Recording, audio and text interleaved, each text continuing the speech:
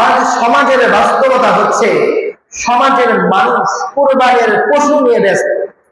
নিয়ে কুরবানির পশু নিয়ে ব্যস্ত, কখন কুরবানি করব, কখন কুরবানির পশু কিনব, কখন জবাই দিব, কখন কুরবানি আসবে, এটা নিয়ে ব্যস্ত। কিন্তু কেউ তাকওয়া নিয়ে ব্যস্ত নয়।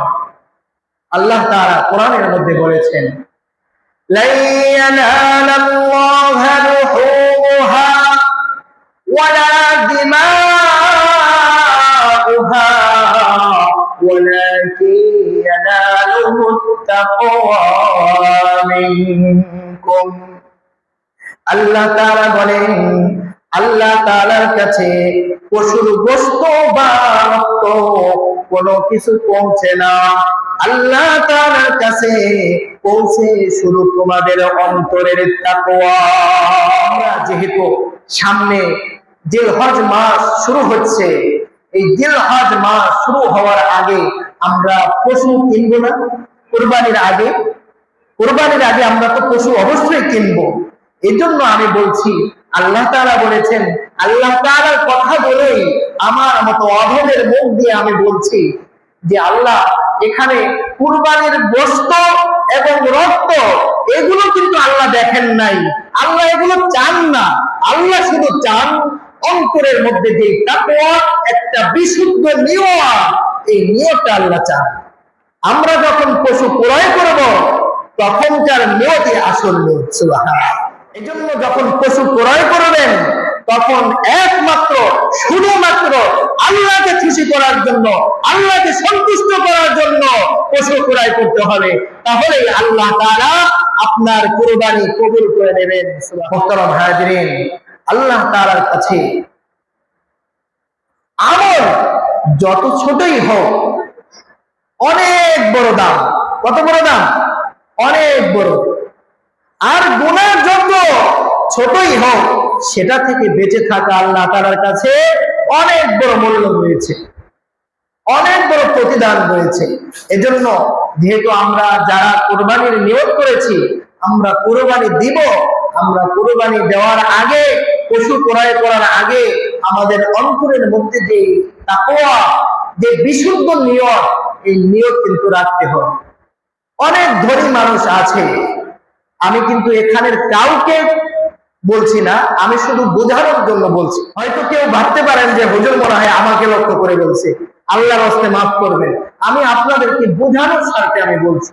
অনেক ধনী মানুষ আছে যারা হয়তো এমন নিয়ত করে যে আমি এত বড় একটা গরু যদি কুরবানি না করি তাহলে এলাকার মানুষে বলবে যে অমুকের ছেলে অমুক ছোট্ট একটা কুরবানি দিয়েছে। তো বলেন, এই জন্য যদি কেউ বড় বড় কেনে, ক্রয় করে, তাহলে তার নিয়ত শুদ্ধ না অশুদ্ধ? আপনারা বলেন। অশুদ্ধ। গরু ক্রয় করবেন, পশু ক্রয় করবেন এই জন্য আল্লাহু জামিল ইউহিব্বুল জামাল। আল্লাহ সুন্দর। আল্লাহ কি অসুন্দর? আল্লাহ সুন্দর। ইউহিব্বুল জামাল। আল্লাহ সৌন্দর্যকে, পবিত্রতাকে আল্লাহ তাআলা পছন্দ করেন।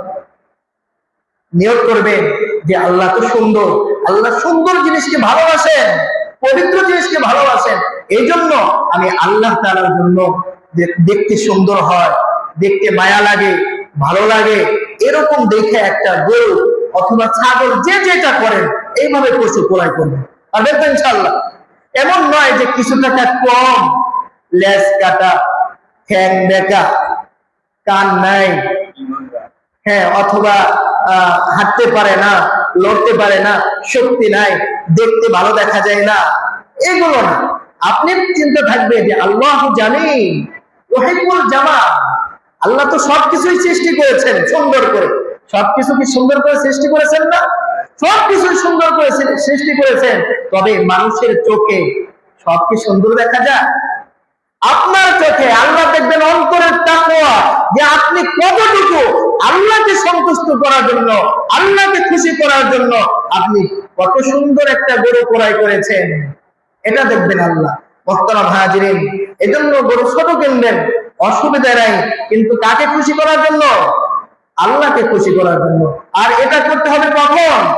যখন গরু ক্রয় করতে যাবেন তখনই। আপনি ক্রয় করবেন এক নিয়তে আর করবেন আর এক নিয়তে, এটা হবে না।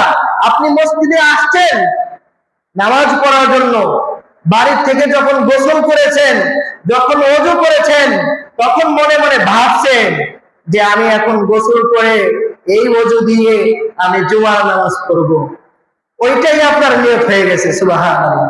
আপনি যখন পশু ক্রয় করতে যাবেন, পশু ক্রয় করবেন, ওই সময় আপনার অন্তরের মধ্যে আল্লাহর প্রতি কতটুকু ভালোবাসা আছে আল্লাহ ওইটা দেখবেন, ওইটাই আল্লাহ কবুল করে নেবেন। সুবহানাল্লাহ।